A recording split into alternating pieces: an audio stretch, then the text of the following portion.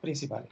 La primera de ellas, y el gran tema de este grupo de este coloquio de hoy, está vinculado con poder discutir, ¿ya? A través de la discusión, digamos, valga la redundancia, de estos expertos que hoy día nos van a encontrar, expertos y expertas, cómo estos componentes de la didáctica, del lenguaje, promueven y potencian la inclusión, la igualdad y la equidad de la enseñanza, principalmente las matemáticas.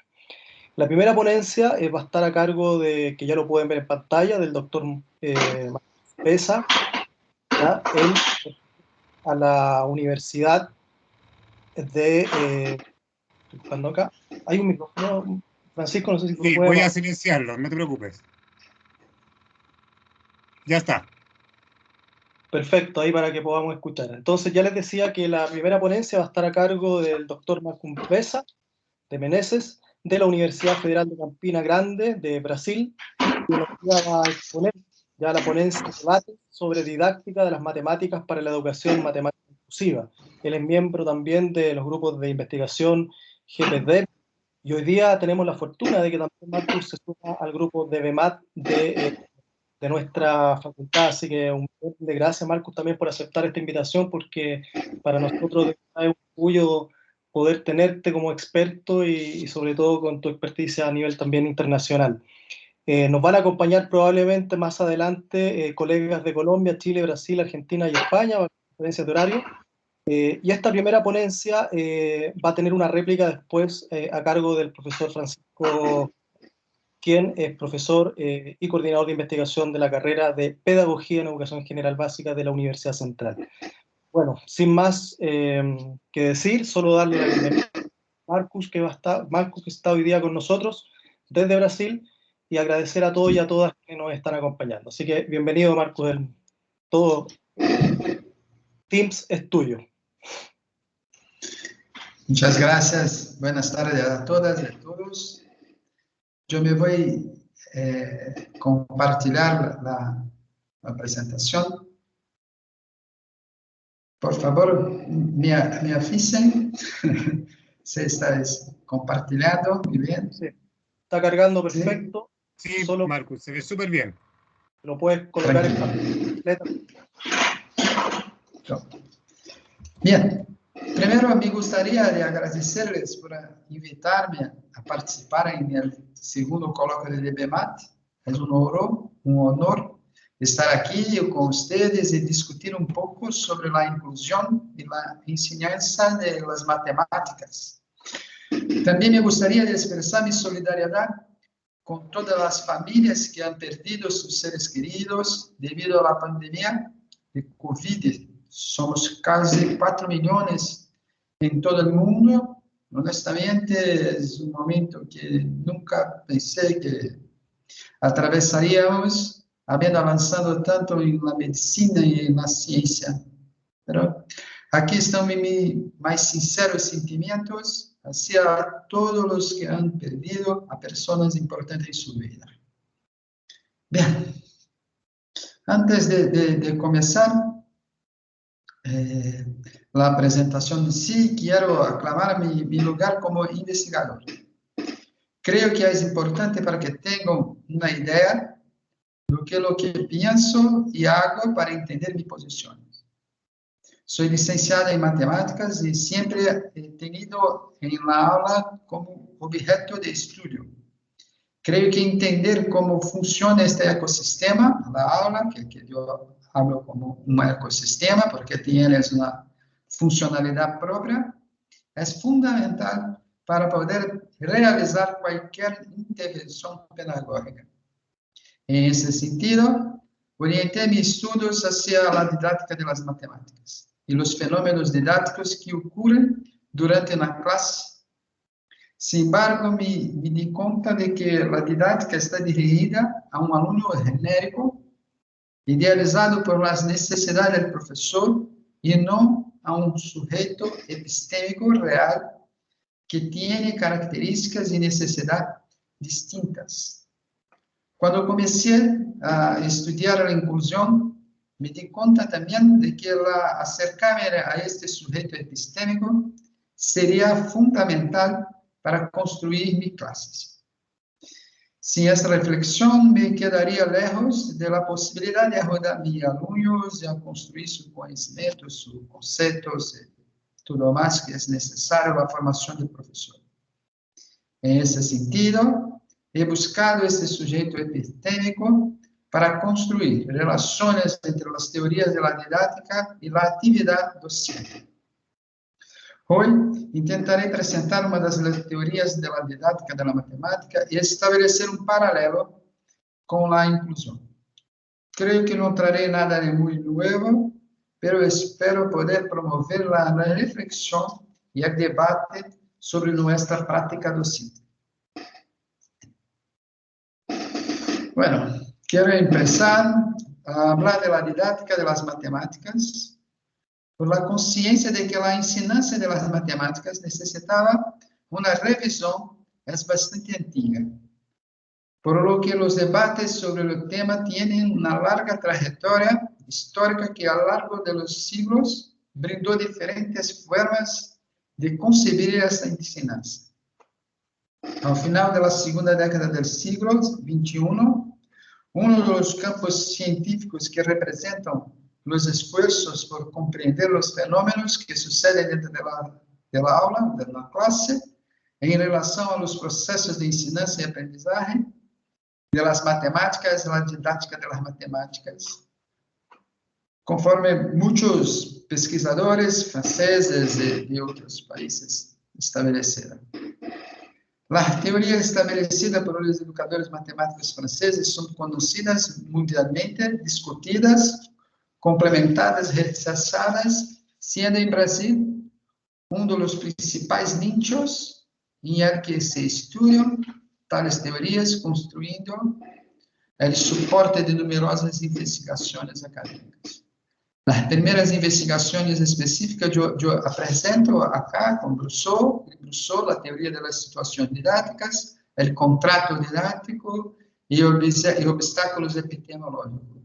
Y Gerard Vergniaud, también con la teoría de los campos conceptuales, así como Michel Artigue, con ingeniería didáctica, Regine Douardi, con juegos, dialéctica, herramienta y objeto, y Yves Chevalard con la transposición didáctica y a la teoría antropológica do didáctico.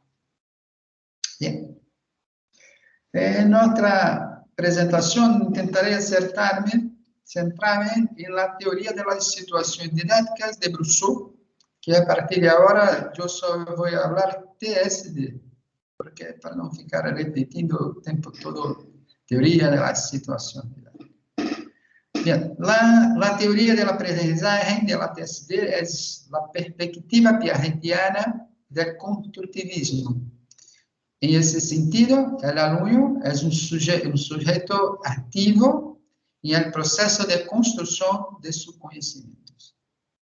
Brousseau dejó de analizar aspectos relacionados con quien enseña, quien aprende y conocer por separado, pasando a considerar las interacciones entre ellos, lo que contribuyó a formular y a desarrollar la teoría de la situación didáctica. Concibe y describe la didáctica como una relación entre contenidos a enseñar y la forma en que el aprendiz construye conocimientos y el método utilizado para que se produzca esta construcción. Yo traigo ese dibujo acá, que tienes el saber escolar, el sistema educativo, el alumno, y por todos ellos, essas relações passam pela transposição didática, pelo aprendizagem, pela comunicação. Pero é um dibujo muito simples, que trago de iniciais, que é muito chamado de triângulo de las situações didáticas. Em geral, a docência se concibe com a relação entre o sistema educativo e o aluno e transmitir um conhecimento definido, por lo que a relação didática interpreta como uma comunicação de informação, representada acá na figura. Temos uma un pensamiento de la transmisión del conocimiento que pasa por la transposición y muchas otras cosas están acá que yo no conozco, no pone por no dejar el dibujo muy cheio, con muchas informaciones desnecesarias.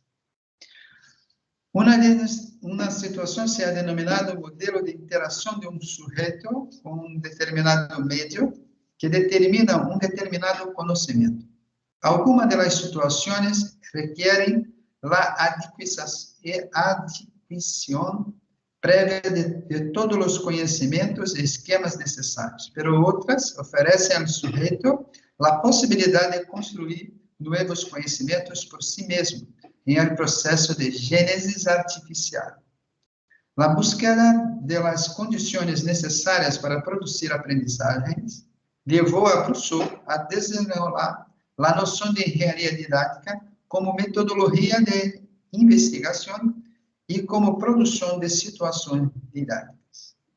El recurso que se dispone al sujeto para alcanzar o mantener un estado favorable en ese torno es un abanico de decisiones que depende del uso de conocimientos profundos y precisos. Voy a cambiar acá. Consideremos un dispositivo diseñado por una persona, en este caso el profesor, que quiere enseñar conocimientos o controlar su adquisición. Este dispositivo comprende el medio material, que puede ser las piezas de un juego, un desafío, un problema, entre otras cosas más, y las reglas de interacción con ese dispositivo. Sin embargo, solo el funcionamiento efectivo y el desarrollo del dispositivo, los juegos realmente jugados, la resolución de problemas, entre otras cosas, pueden decidir y producir un efecto de enseñanza. Para ilustrar cómo se dan las relaciones entre funcionamiento y el conocimiento movilizado por los estudiantes y las características de las situaciones, tomaremos como ejemplo la lección llamada la carrera hacia al 20. La carrera al 20. Es un juego que podemos, ¿cómo se decir? Podemos implementar como una situación en que o alumno no sabe de qué se trata, no sabe de qué se va a trabajar, cuál contenido didático, cuál contenido de la matemática que va a ser trabajado. Como o alumno entrase en una situación que nos llamamos en la didáctica de la matemática, y como Rousseau llama de situación adidáctica. Una situación adidáctica es una situación en que el alumno, en que el profesor promueve una acción para que el alumno pueda trabajar sin saber o que está trabajando, pero que ele toma essa tarefa como sua tarefa e desenvolve um conhecimento quando se trabalha. Eu me vou descrever como se hace a carreira 20. É um dispositivo que um dos oponentes que juega pode dizer 20, somando alternativamente 1 ou 2 al número dito entre si. El jugador que empieza con los dados 1 o 2 y que sigue suma 1 o 2 a este número. Y el primero suma 1 o 2 y así sucesivamente hasta llegar a decir 20 y luego gana. Entonces, cuando un alumno, el primer alumno comienza el juego pudiendo hablar 1 o 2. Entonces, si estoy jugando con Carlos, yo hablo 1. Carlos puede hablar 2 porque somos 1 o 3 porque somos 2. Después de Carlos soy yo nuevamente y yo puedo, si Carlos dice 2, yo puedo sumar 2 o 2 dando 4 o 1 dando 3. Y así sucesivamente até el primero que llegar a 20 gana el juego. Es un trabajo muy interesante porque el alumno no percibe que está trabajando, perdón, el alumno no percibe que está trabajando con la división, es una situación de división, con división con resto, ¿no? Con resto, y que él no se da cuenta de que estás trabajando eso. Entonces, el alumno desenvolve una técnica por sí mismo, y esa técnica es trabajada hasta llegar al 20. Entonces, a partir de muchos juegos, y ellos pueden hacer una conjetura de una propuesta, de una teoría o de una, no es bien una teoría, no una estrategia que puede dar cuenta de esa tarea que es llegar al 20. Y en este juego tienes las 4 situaciones, las 4 fases que son anunciadas por Rousseau para la situación didáctica, que es a fase de acción, formulación, validación y, por fin, institucionalización, que yo me voy a presentar ahora cómo se trabaja. Bien, en la fase de acción, que é essa fase aqui, a fase de ação, eles estão nesse campo em vermelho, que está aqui, S5, que o aluno está agindo sobre o meio que o professor construiu para que ele pueda trabalhar e pensar como agir. Então, ele está agindo, e após ele fazer essa questão de ação, de entender como é que funciona, entender como é que está funcionando a regra de jogo, tudo, ele pode formular uma resolução a partir dessa ação. Depois de ele formular essa ação, ele pode validar essa formulação jogando. Então, ele cria uma forma de pensar que sempre que eu somar 2 em 2, eu me vou chegar primeiro ao 20. E ele faz em vários jogos dessa forma, pero que ele mira que nem todos os jogos ele consegue obter o sucesso. Então, ele tem que voltar à situação de ação para formular novamente, para poder validar a situação. É um trabalho de tentativa e de construção, porque temos que lembrar que para esta teoria, pela teoria das situações didáticas, o sujeito é um sujeito ativo, um sujeito que trabalha para a construção de seu conhecimento. Ele não recebe a informação toda para poder resolver. Então, é um trabalho que coloca o aluno numa situação de ação, ele formula, ele tenta validar. Após a validação, tem a institucionalização, que é feita pelo professor, que apresenta lá o que se tem por trás do jogo que foi apresentado. Bem, quando o aluno dá-se conta de que ha estabelecido uma estratégia ganhadora, o docente pode pedir aos estudantes que anunciem a estratégia e assim institucionalizar o conceito matemático em jogo, que no caso é apresentar uma revisão da divisão com o sentido da operação que não está acorde com os aprendizados prévios. Bem, neste outro quadro, acá, vemos uma outra situação, a mesma situação, pero que é o momento da situação. Aqui podemos ter uma visão um pouco mais ampla de la situación didáctica en juego en la clase. Partimos de la situación en que el docente prepara su clase en P1, aquí en ese azul más claro, para un alumno universal, un alumno que está en la imaginación del docente, que sirve de modelo para presentar su clase.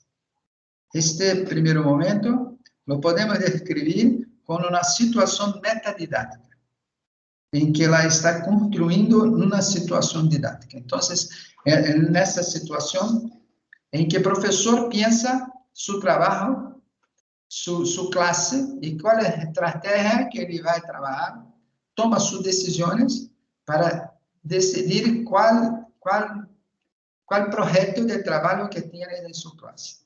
Entonces, es ese momento en P1 que Rousseau llama de situación metadidáctica. Pasado ese momento, el docente entra ahora en S2, que es la situación en que él presenta la tarea a realizar y los medios que realiza, que pueden hacer al alumno a llegar a la respuesta que él quiere.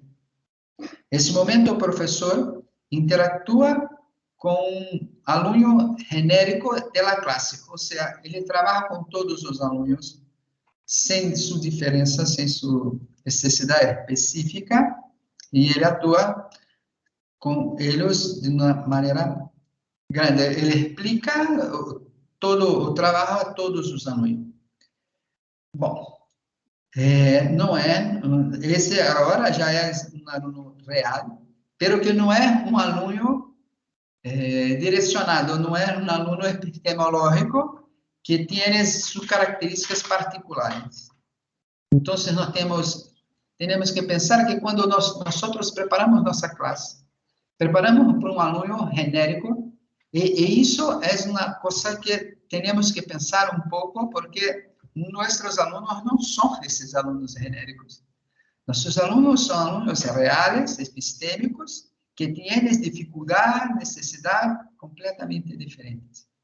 Y eso es que me hice pensar un poco más cuando yo comencé a trabajar con la inclusión, porque no puedo hacer la misma, no puedo construir el mismo medio para un alumno ouvinte, por ejemplo, y un alumno sordo.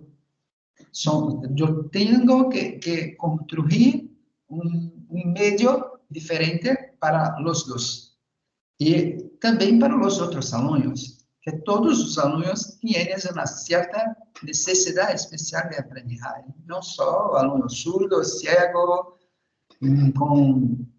con autismo, en fin. Com um aluno que tinha a necessidade de uma educação especial. Bem, depois que o professor cambia do momento de S1 para S2, temos agora que cambiar o pensamento, porque a ação do aluno trabalha de dentro para fora. Temos que observar os momentos de dentro hacia afuera, es decir, que desde el nivel más bajo, S5, hasta el nivel más alto, S2, en el que trabaja en el alumno real. O sea, cuando trabaja de S5, el trabajo del profesor hace de S1 para S2, y del alumno de S5 para S2, para una situación de aprendizaje. Él cambia, él hace aquí, formula su pensamiento, su técnica, que va a responder la tarea que fue feita, y valida esa situación en la situación de aprendizaje. Después, el profesor nuevamente hace nuevamente la situación didáctica, donde institucionaliza ese trabajo que fue feito. Bien.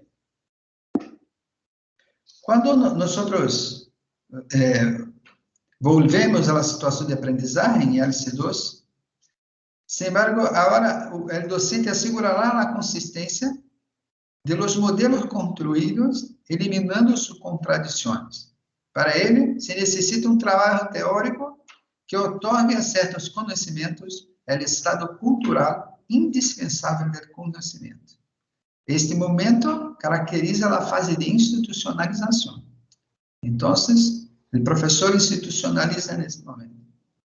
É importante señalar que, luego que o docente apresenta a tarefa e a média, o aluno deve entrar em uma situacionalidade, como eu falei.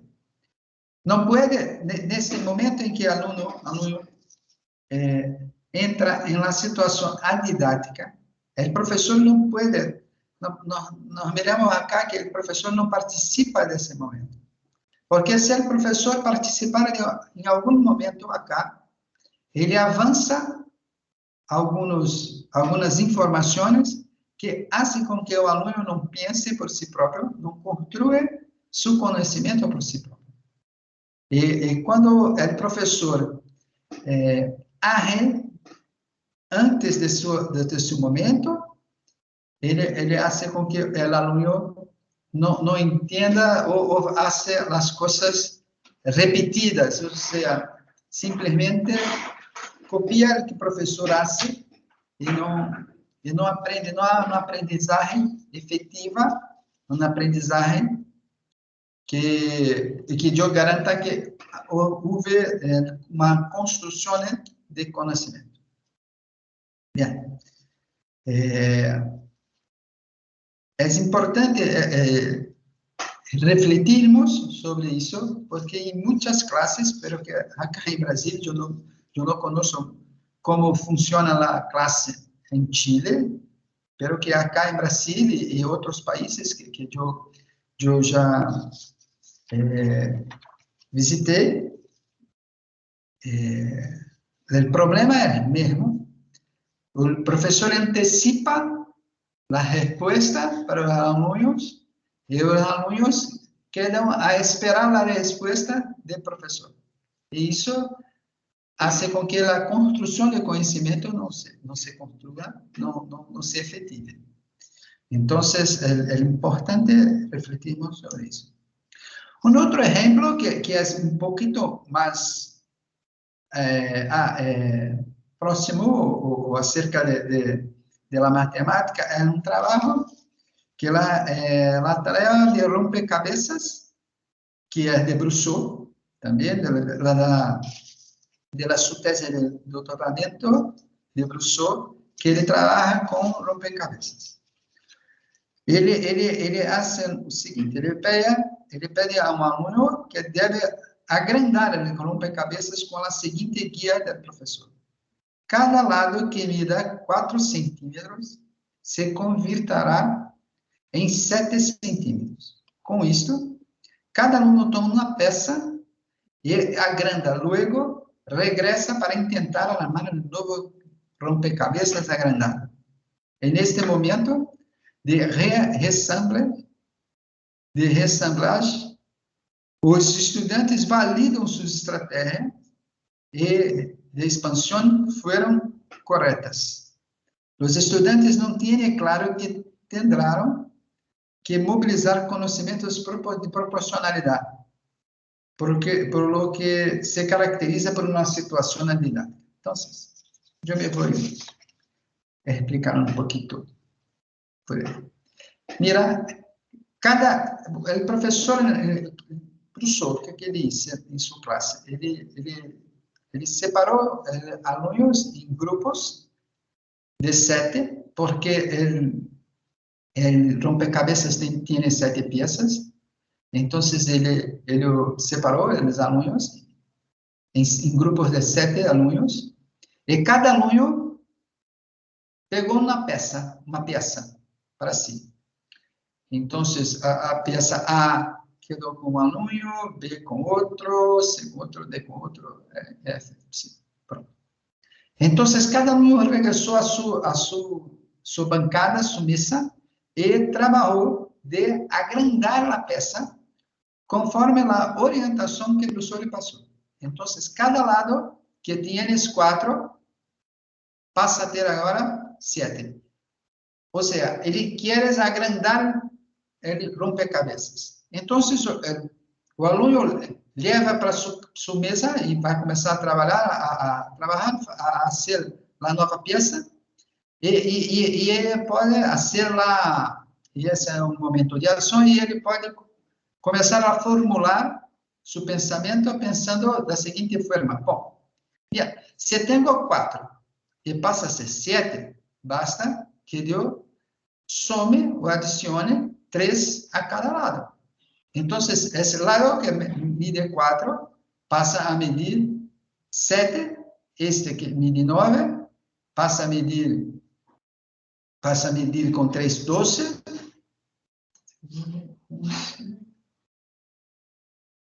Este que mide 5 passa a medir 8 e assim vai.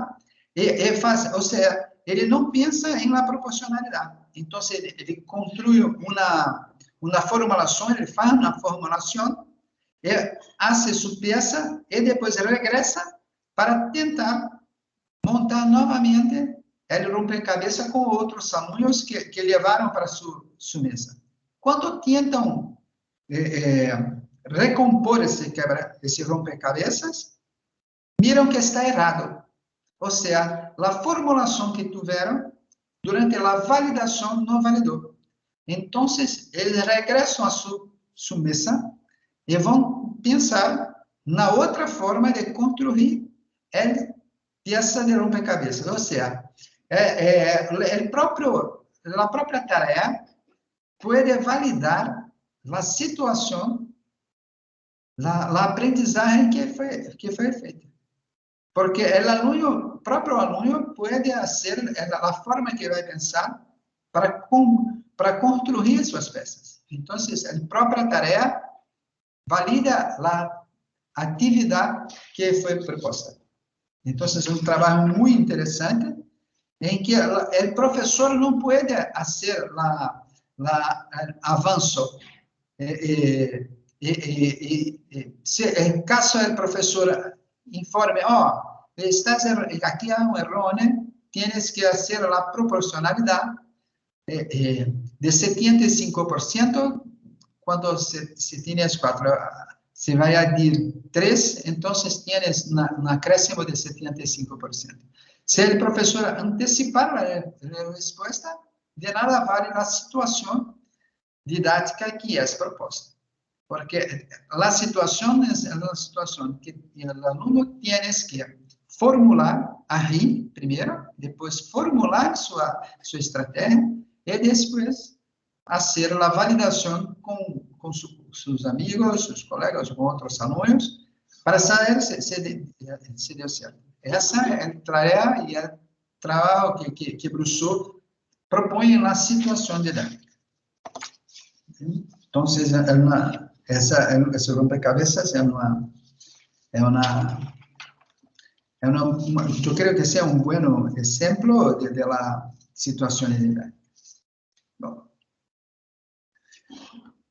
Bem, que eu trouxe uma pequena aproximação da teoria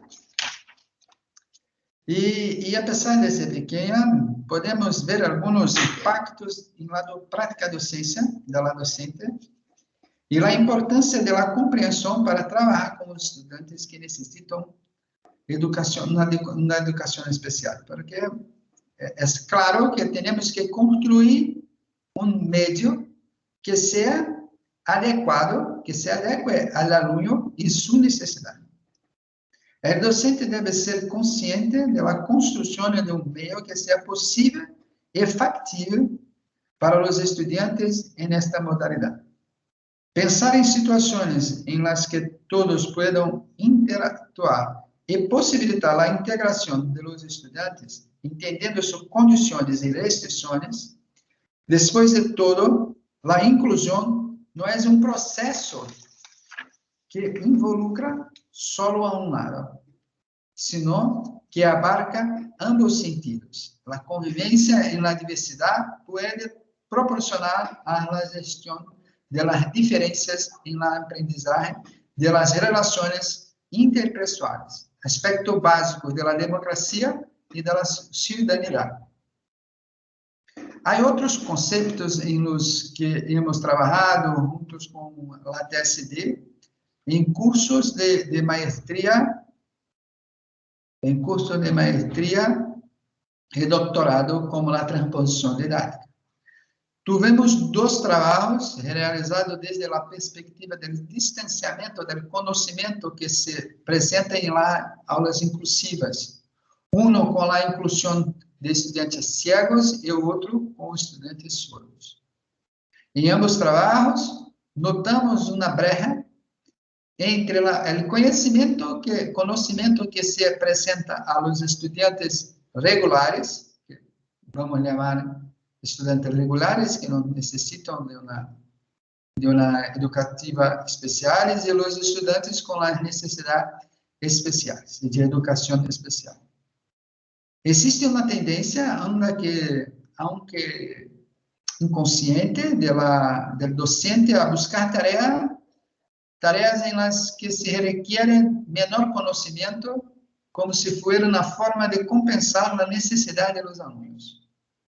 No sé si es la realidad en la educación chilena, pero que aquí en Brasil, nuestros estudios apuntan a esta práctica, que es una práctica que yo creo que no hace muy bien a nuestros alumnos, que se entienden como inferiores o menores que los otros. Eso no es una práctica inclusiva, es una práctica básicamente exclusiva.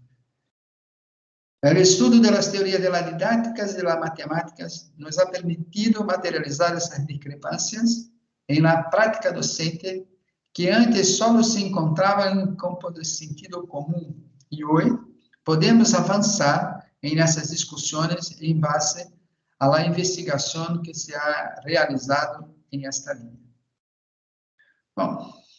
Bueno, no creo que haya apuntado nada de nuevo en campo teórico, pero espero que haya podido aportar algunos elementos que nos puedan hacer reflexionar sobre la práctica docente cuando trabajamos con la inclusión. Eso que yo pensé en trabajar. Estas son algunas referencias bibliográficas que utilicé para la mi presentación. Estoy disponible a aclarar o hablar ahora o en otros momentos con ustedes. Muchas gracias. Muchas gracias, Marcus. Bueno, para contextualizar a aquellos y aquellas que se vienen incorporando al coloquio, nos encontramos en esta tarde en el segundo coloquio del grupo de BEMAT, que significa Educación Diferencial Básica y Matemática, pero también está trabajando hoy en día Educación Parvularia en esta carrera. Y estamos generando una contribución que en este minuto nos ha hecho Marcus Bessa de Meneses, de la Universidad Federal de Campina Grande, de Brasil, respecto de aquellos componentes didácticos y del lenguaje que van promoviendo y potencian también la inclusión, la igualdad y equidad, principalmente en la enseñanza y aprendizaje de las matemáticas. Por lo tanto, darle la bienvenida a quienes se incorporan. Sé que hay personas que hay de Argentina, hay personas de Guatemala, de Colombia, de España. Darle la bienvenida o buenas noches probablemente a algunos de ellos, principalmente a los de España. Bueno, voy a dar el paso ahora al profesor Francisco Jofré para poder iniciar la réplica de la exposición de Marcus, a quien agradecemos. Y después de Francisco vamos a pasar a la segunda exposición, que está a cargo de colegas y profesoras de la Universidad Central, principalmente de la carrera de Pedagogía en Educación Diferencial. Adelante, Francisco. Sí, bueno, en virtud de que Marcus hizo una presentación en PPT, como nosotros ya lo conversamos previamente, yo preparé algo interactivo en el cual, para ir generando cierta diferencia, pero la réplica es, claro, en ese sentido, Marcus habla específicamente de una teoría desde la didáctica de las matemáticas, y no es solamente la única, es un fenómeno muy, muy particular y muy potente presente en la didáctica de las matemáticas y en realidad en las diferentes didácticas, hasta que aparecieron elementos que promueven la educación inclusiva. pero que lamentablemente se quedaban en carreras con ese sello específico, como carreras de educación diferencial en Chile o educación especial en otros contextos latinoamericanos o iberoamericanos. Entonces quedaban ahí y siempre nosotros, los profesores de matemática al menos, nos quedábamos desde la didáctica estudiando a este sujeto genérico que planteaba muy bien Marcus en este relato que hacía de este sujeto que la didáctica lo ve como un punto bien específico, o sea, bien general, pero no atiende a los temas específicos. ¿Qué me pasó a mí en experiencia personal? Que efectivamente cuando me formé como profesor de matemática, tenía este sujeto genérico y resulta que llegué a un colegio donde yo tenía que trabajar con un estudiante con Asperger. ¿Y cómo lo atendía? ¿Qué tipo de estrategia utilizaba? ¿En qué me basaba para enseñarle sin el apoyo de una educadora o un educador diferencial? Realidad que efectivamente está presente en muchos establecimientos de nuestro país y en otros países también, que no todas las instituciones educativas cuentan con programas de integración escolar o con educadoras o educadores diferenciales. El colegio donde yo estaba, por lo menos en media, no tenía educadores diferenciales o educadores, y yo necesitaba el apoyo de él. Entonces demoré mucho en encontrar estrategias, y es ahí donde aparece la matemática y la inclusión en las matemáticas, y creo que tú, Marcus, aludías a este sujeto epistémico, entonces, que es el sujeto que nosotros tenemos que focalizarnos con características o estilos de aprendizaje que marcan sus necesidades específicas. Entonces eso nos contribuye, y a la vez efectivamente eso es algo que trabajan los diferentes grupos de investigación como DPBAT y YPDM. Yo quise tomar el punto en particular de Marcus, del sujeto epistémico y el sujeto genérico, porque me parece muy interesante que hayas tomado esos conceptos desde lo que planteas, para ir estableciendo todo este círculo en el cual establecer bien en qué orden situamos, en qué orden colocamos o cómo vemos a este sujeto en realidad genérico o particular. Al menos ese concepto yo quise entrar a hablar. Yo ahora les voy a compartir algo, les dejé un link en el chat que es menti.com, y van a ir apareciendo, y por favor métanse a ese link en una página web o si están en el celular, en la misma página, y coloquen el código que van a ver en pantalla, porque con Marcus nos gustaría ver qué tipo de palabras claves ustedes identifican desde la charla, desde lo que conversamos ahora, o que podrían proponer ustedes. Si no hay chat disponible, porque por ahí por interno me están avisando que no hay chat disponible, coloquen www.menti.com. Va a aparecer en pantalla en todo caso. Si no hay chat disponible, se ve mi pantalla, ¿cierto, Carlos? Ahora, ahí está cargando. Ahí está cargando, sí.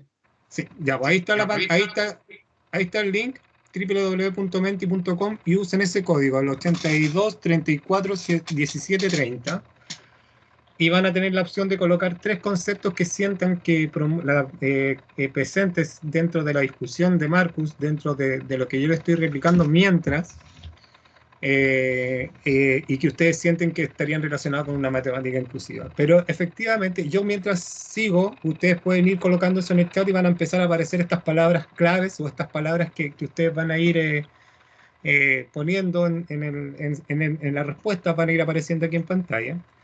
Pero efectivamente, si nosotros nos focalizamos en un concepto, o sea, en un nivel macro, de que el sujeto genérico que se declara en las didácticas de la matemática, insisto, no solamente en la teoría de situaciones que plantea ahí Marcus, sino que hay otras líneas como el análisis ontosemiótico,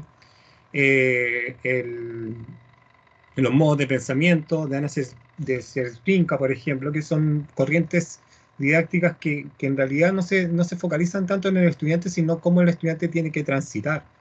Entonces, si me focalizo en cómo el estudiante tiene que transitar, efectivamente hay otra corriente didáctica que se llama los modos de pensamiento. Tampoco sitúa a un estudiante con ciertas características a un sujeto epistémico propiamente tal. Entonces, al pasar eso, voy enfrentándome con este tipo de dificultades que presentan la didáctica, que efectivamente invitan a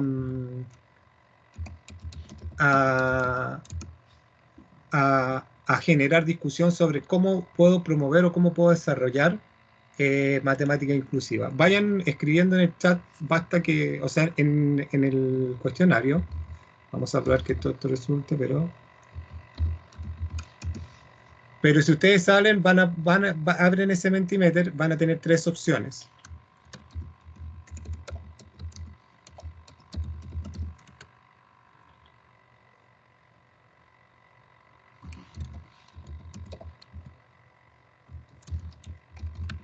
Bueno, mientras van además respondiendo a esta pregunta, les pido que... Sé que hay varios...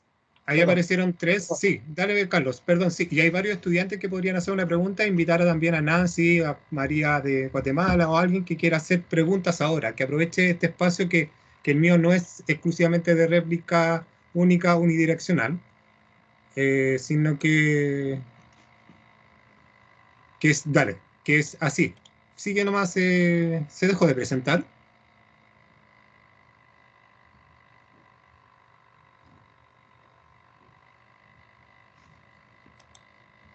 No. Así que... Están compartiendo. Ya, gracias Marcela.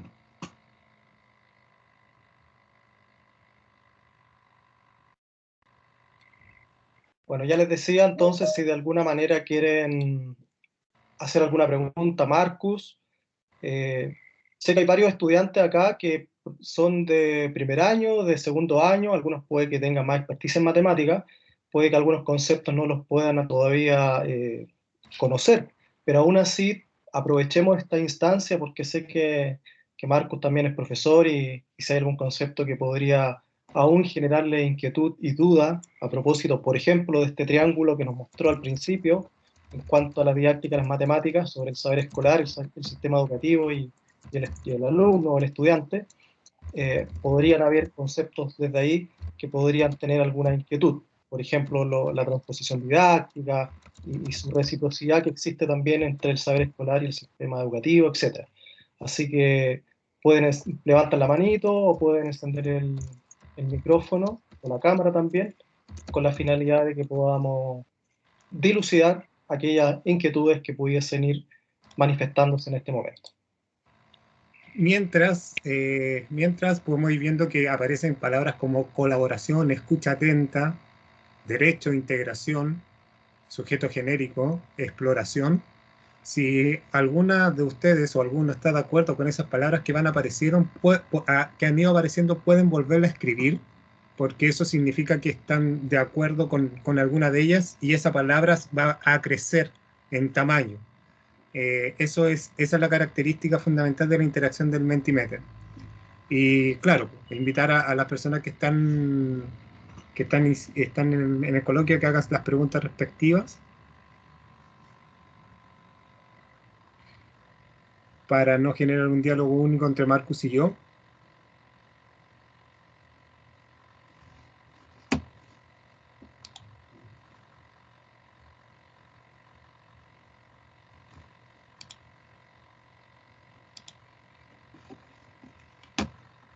Bueno, para seguir conversando entonces, mientras sale una pregunta, pueden levantar la mano. Efectivamente, este sujeto epistémico se encasilla, al menos en el contexto chileno, en las necesidades educativas especiales, como se declaran acá, que efectivamente son características en las cuales nosotros vamos potenciando y vamos ajustando la didáctica de las matemáticas en torno a ser una matemática inclusiva. Marcus bien mostraba ciertas investigaciones que se están llevando a cabo en Chile.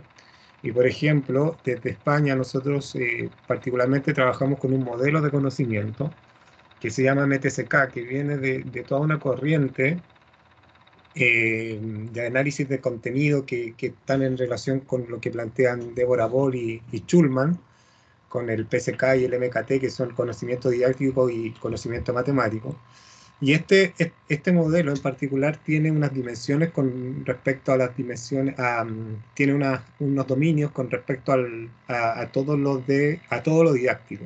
Y en el didáctico actualmente estamos llevando a cabo, yo también estoy llevando a cabo una investigación en el cual, cómo dentro de un marco específico, dentro de un campo dentro de un marco didáctico, porque este modelo confluye en varios elementos de la didáctica donde declara Dual desde los registros, donde se declara también Brousseau o Freud en tal, para ver aspectos de fenomenología.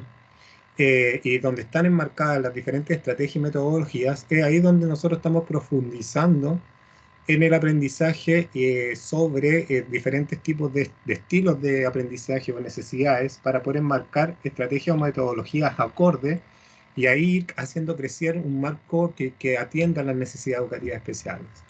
Y nos hemos encontrado con hallazgos bastante interesantes e incluso otra experiencia de aula es la que me ha tocado gracias a realizar docencia en didáctica de las matemáticas también en escuelas de educación diferencial de dos universidades, una es la central, es efectivamente la triangulación que debe existir entre una metodología, entre este sujeto epistémico que hacía referencia a Marco en su charla, más que un sujeto genérico, y la metodología, este sujeto genérico y qué tipo de concepto o elemento de la matemática voy a enseñar. Entonces, cuando yo tengo esta triangulación efectivamente, gira alrededor de la didáctica de las matemáticas, pero tiene que hacer un pequeño zoom y una pequeña extensión al mundo de las necesidades educativas especiales. Entonces, ese punto es fundamental dentro de lo que plantea Marcus y de lo que se plantea desde la didáctica para generar un profesor de una manera más interdisciplinar y colaborativa con las diferentes. Mira, no sé qué opinas tú, Marcus. Carlos tiene la mano levantada.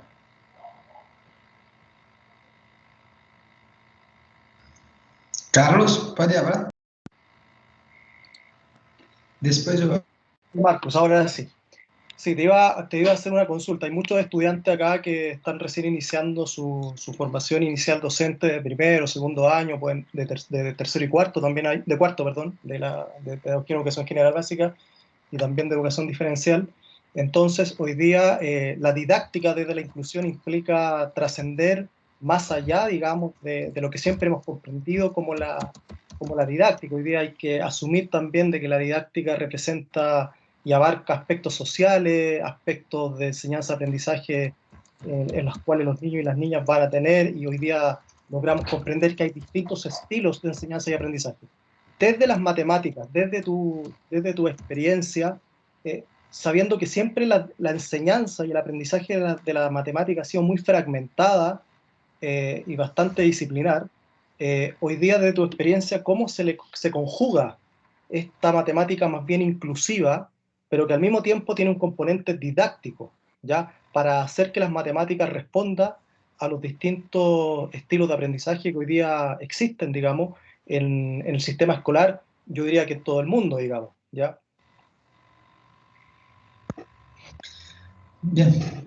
Mira, yo no creo que nosotros pondremos solamente con la matemática dar cuenta de una inclusión. Yo cada vez más, yo creo que hay una necesidad de conjugar con otras ciencias, otras áreas de conocimiento para poder hacer la inclusión de una manera más efectiva. Entonces, cuando yo pienso en grupos del propio grupo GPDIMA, yo pienso que tenemos que tener una cantidad de personas de área de sociología, de filosofía, de ciencias sociales, de varios campos de pensamiento para entendermos cómo se da el pensamiento de la inclusión, de la inclusión de la persona que es inclusa. Porque es un trabajo de inclusión, no es solamente poner el alumno en clase, pero hacer con que él pueda transitar, pueda dialogar con los otros diante de sus diferencias. Cuando nosotros entendemos las diferencias que tenemos en todos los aspectos, podemos transcender y podemos hacer la inclusión y hacer la aprendizaje de matemática, de lengua, de la lenguaje nativa, de la física, de la química, porque hay un respeto por esas personas. Todos nós tenemos algún tipo de necesidad. Tenemos a las personas que son muy bajas, tenemos personas que son muy altas, tenemos personas que son muy pobres, las personas que tienen un poco más todos tienen una característica que tenemos que discutir y conocer para poder incluir. Cuando nos tratamos con los chicos, las chicas, yo creo que sea más fácil observar la inclusión, porque las crianças no tienen preconceito y ayudan unos a otros. Y cuando eso ocurre, es muy importante el profesor saber aprovechar esa situación. Una cosa que ocurre en Brasil de la inclusión es que nosotros no nos discutimos en la formación docente. Mi formación docente como profesor de matemática, nosotros no discutimos la inclusión. Solamente trabajamos la inclusión como acá sea la lengua de sinais, de sinais brasileiras, que es Libras, es como si solamente eso hiciese una posibilidad de entendermos la inclusión. Miro que en Chile hay una otra preocupación que es muy interesante, que yo quiero mucho aprender y entender cómo funciona la estructura de la formación docente en Chile. Cuando nosotros podamos refletir sobre la inclusión, nosotros podemos tener esa tarea. Francisco habló que cuando inició su carrera docente, tuve un alumno que hice con que él hiciese a pensar cómo trabajar. Eso es muy importante ser trabajado antes de llegar a clase. Y no aprender en la práctica. Aprender en la práctica puede hacer algunos errores terribles, porque pasa mucho más por el senso común do que todos nosotros pensamos, que una persona surda o una persona ciega tiene la dificultad y nosotros tenemos que dar las condiciones, ¿cómo que voy a decir? Condiciones, ayudarlos de una manera que no es adecuada para su aprendizaje. O sea, trabajamos con un nivel muy abajo do que deberíamos trabajar con esas personas, porque ellos no tienen problemas cognitivos, tienen problemas visuales, problemas físicos, que no interfieren la cognitividad ni a adquirir conocimiento. Entonces, yo creo y como miro la inclusión en la formación, y como yo pienso y como hablo con mis alumnos sobre la inclusión, es refletir sobre la inclusión. Cuando yo trabajo un contenido matemático en la formación de profesores, yo pido, por ejemplo, cuando yo me voy a trabajar con una función afín, una función de primer grado con los alumnos de la formación de profesores. Yo pienso, ¿cómo ustedes van a trabajar si tuvieres un alumno ciego en clase? ¿Cómo irás a representar el gráfico para un alumno ciego? ¿Cómo va a ser? Entonces, es una manera de pensar y refletir. Y yo creo que tenemos que pensar la inclusión como un tema transversal y no como un tema específico en la formación, una cadera específica, como cálculo 1, cálculo 2, ecuaciones diferenciales, no. Tiene que ser un trabajo, yo pienso, ¿no? Yo pienso, ser um trabalho longitudinal, onde em todas as classes eu posso pensar em la inclusão, em las dificuldades de nossos alunos. E eu creio que há necessidade de hablarmos um pouquinho mais, principalmente acá em Brasil, porque nós, de las disciplinas mais exatas, como matemática, física, nós não falamos muito com sociólogos, com filósofos, apesar de la matemática vir de la filosofia, nós não falamos muito, né, das ciências sociais como modo geral. Então, como eu miro, eu creio que somente os matemáticos não darão conta da inclusão e da aprendizagem de aluno que necessita de uma educação especial. Temos que fazer um trabalho que seja coletivo, que possamos nos despir um pouquinho e ouvir um pouco mais das outras condições, como esses alunos se sentem, como esses alunos pensam, enfim. Essa é a forma que eu penso e que entendo. Perfecto. Desculpa que se não consegui responder de uma forma um pouquinho melhor, mas espero que quando me acostumar um pouquinho mais em falar espanhol, eu creio que vou conseguir atender un poquito más. No, perfecto, se entendió todo bien. Así que muchas gracias, Marcus y Francisco, por esta primera ponencia. Seguramente ahora vamos a hacer de alguna manera un análisis con la siguiente exposición, que hace un poco alusión a la respuesta que entregaba Marcus. Y para eso voy a dar paso a la siguiente ponencia, que va a estar a cargo de tres colegas de la Facultad de Educación y Ciencias Sociales de la Universidad Central, y en particular de la carrera de Pedagogía en Educación Diferencial. Voy a partir por quien ya vemos en pantalla, la profesora María Angélica Valladares, magíster en Educación, mención en Integración y Pedagogía y Social, profesora también de Educación Diferencial y mención en Trastornos de la Visión de la Universidad Metropolitana, actual directora de la carrera de Pedagogía en Educación Diferencial de la Universidad Central de Chile.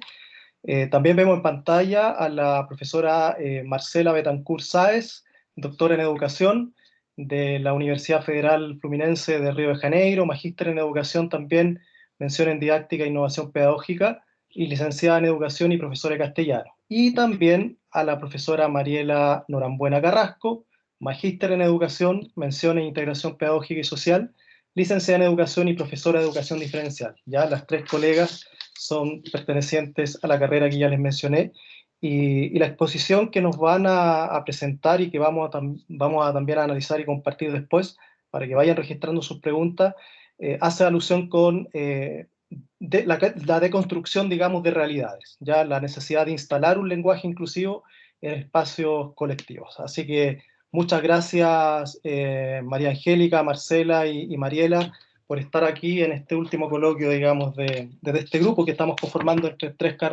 cuatro carreras, básica, diferencial, matemática y educación popular, que se incorporó hace poquito.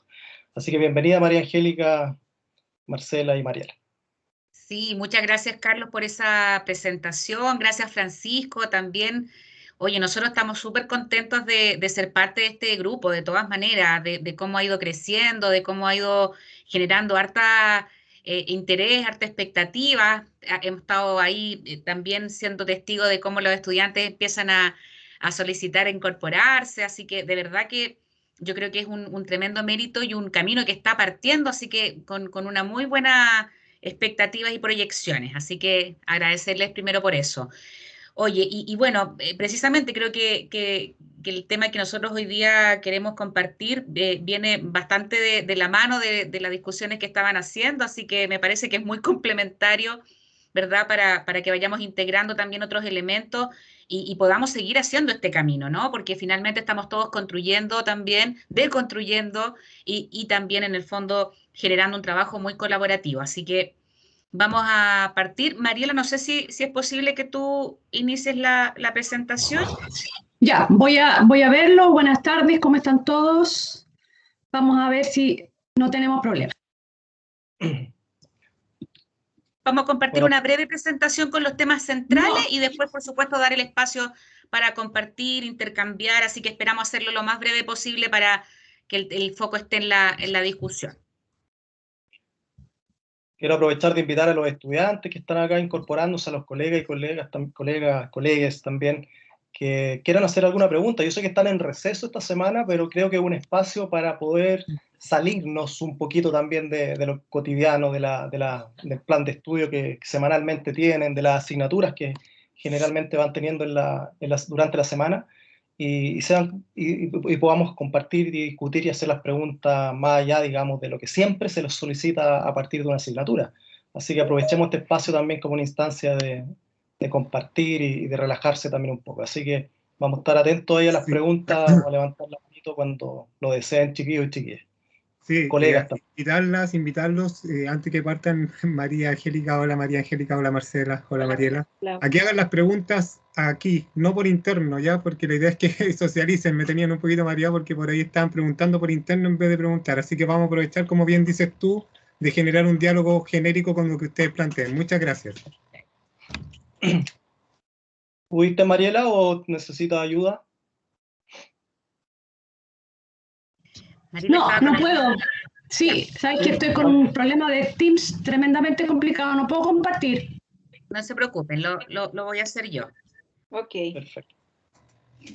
Bueno, en lo que María María Angélica presenta, también agradecer este espacio, Carlos, Francisco, bueno, a todos los que conforman la red, núcleo de investigación, y bueno, también entender a la educación inclusiva, a la escuela inclusiva y al lenguaje inclusivo como un desafío, ¿no? Un desafío constante. Tanto para quienes tenemos el rol de formar profesores y profesoras como para hacer un mundo más justo también. ¿Partimos? ¿Sí? Dale nomás, Ya. Marcela, gracias. Ok. Bueno, primero, ¿no es cierto? Ya los agradecimientos fueron dados y reiterar, ¿no es cierto?, lo valioso que es tener este espacio, ¿no es cierto?, de multidireccional, ¿no es cierto?, donde aparecen diferentes carreras, diferentes enfoques y también donde participan académicos, estudiantes. Es muy interesante ese espacio inclusivo en que todos somos, digamos, parte de este colectivo. Para entender el lenguaje inclusivo, primero hay que entender que existe la segregación en el mundo, ¿no?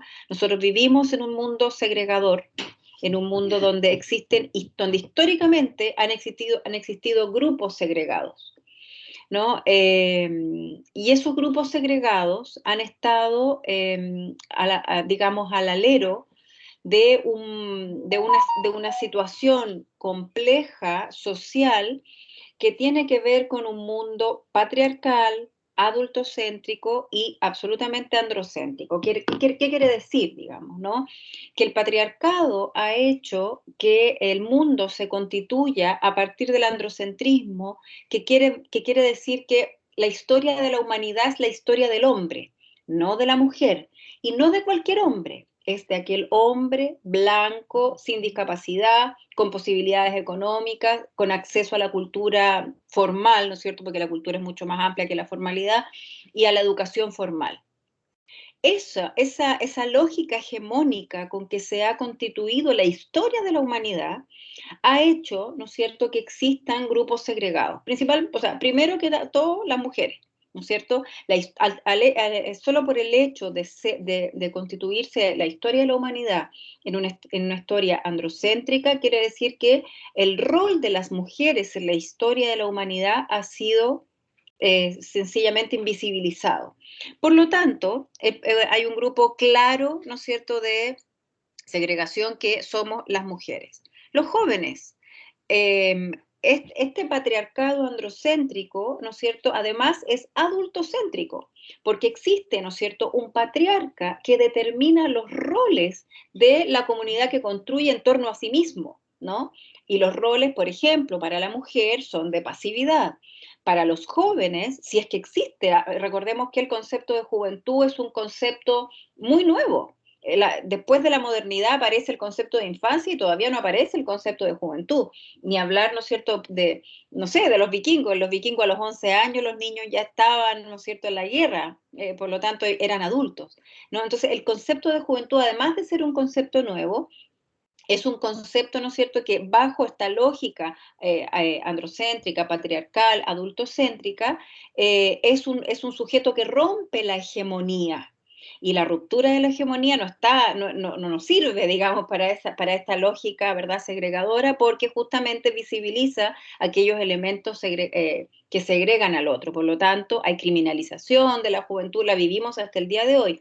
Hay infantilización de la juventud.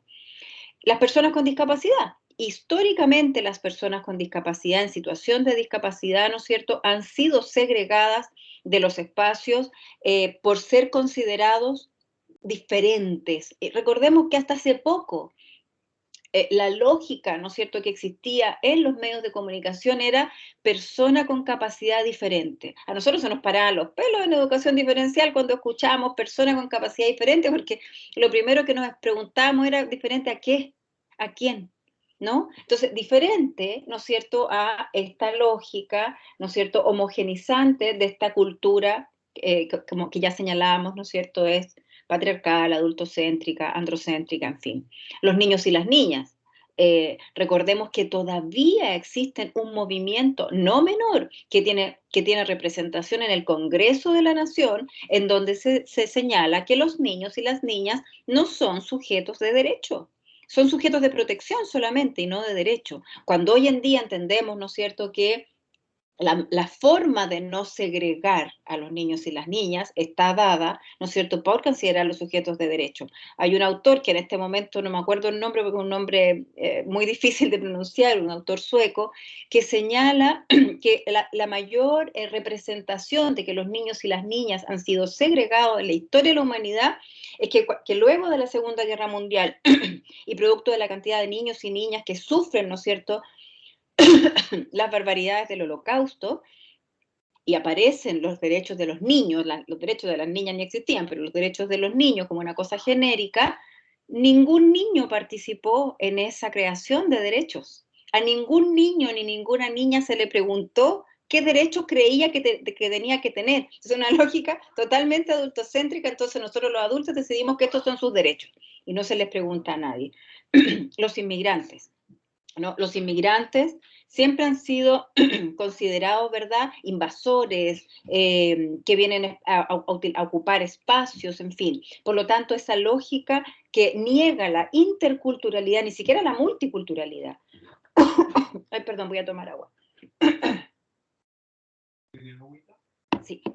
Que ni siquiera, que no reconoce ni siquiera la multiculturalidad, o sea, ni hablar de la interculturalidad, de la lógica, ¿no es cierto?, enriquecedora de la diversidad que significa el estar juntos y crecer juntos con diferentes culturas, también han sido grupos segregados. Las disidencias sexuales. Hasta después del año 90 en Chile, la homosexualidad era considerada un delito. O sea, en la puerta del siglo XXI, en Chile, la homosexualidad era considerada un delito. Por lo tanto, las disidencias sexuales siempre han sido grupos segregados, criminalizados, ¿no?, y puestos en discusión. Los pueblos originarios, invisibilizados absolutamente hace 4 días atrás, ¿no es cierto?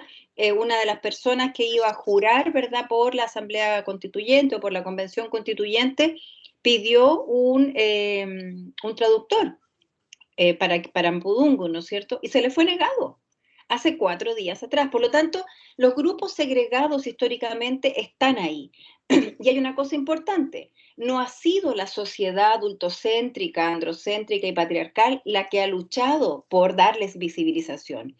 Han sido los propios grupos segregados los que han exigido y, ¿no es cierto?, y luchado y se han movilizado para tener visibilización. Recordemos que en Chile Chile, que es un país que tiene historia de protesta social, ¿no es cierto?, callejera, en fin, históricamente ha existido, el último estallido social no es el primero que Chile tiene. La primera protesta en Chile, callejera, por llamarlo de alguna forma, fue de niños. Fue de los niños, que le llamaban canillitas en ese tiempo, ¿no es cierto?, que eran los chicos que repartían el diario, porque se les baja a media chaucha en ese tiempo el sueldo, ¿no? Y entonces, arbitrariamente, y parte de las exigencias que ellos hacen en esa digamos, protesta es: queremos estudiar, no queremos solo trabajar. Por lo tanto, son los mismos grupos segregados los que han intentado darse visibilización y exigir sus derechos. No ha sido la sociedad construida como hasta aquí, que por supuesto que se está deconstruyendo y estamos todos, creo yo que aquí quienes estamos en la formación, ¿verdad? Y somos académicos, estamos siempre en la constante. El solo hecho de encontrarnos aquí y conversar de esto, ya estamos, ¿no es cierto?, en la lógica de romper esa hegemonía. Entonces, ¿por qué es tan importante que estos grupos segregados históricamente estén posicionados y tengan representación? Porque el lenguaje construye realidad, ¿no? Desde el momento en que yo nombro a alguien desde su segregación, ¿no? Que esa persona, por ejemplo, lo vamos a decir en términos horrorosos, ¿verdad? Como se da mucho con las personas con discapacidad. Si yo le digo el cieguito, si le digo, ¿no es cierto?, que es enfermito, en fin, lo estoy nombrando desde su condición de segregación. Por lo tanto, me vinculo con el otro desde el diferencialismo, es decir, ese es diferente a mí. Por lo tanto, yo me posiciono desde la vereda de los normales y posiciono al otro en el diferencialismo en la vereda de los anormales. Cuando yo considero como sociedad a alguien anormal, inmediatamente lo ubico en la exclusión y en la segregación. Entonces, dividir a la humanidad entre normales y anormales ha sido la lógica que ha permitido mantener la segregación en estos grupos segregados y nombrarlos desde su segregación. Por lo tanto, cuando yo no los incluyo en el lenguaje, lo que estoy haciendo es, en el fondo, es multiplicar, profundizar esa segregación. Entonces, ¿cómo surge en el fondo la segregación, el circuito lingüístico de la segregación, de la discriminación y de la exclusión? Antes de hacer ese recorrido, es interesante señalar por qué es importante, ¿no es cierto?, que nosotros rompamos ese círculo de la segregación, porque se constituye una sociedad más justa.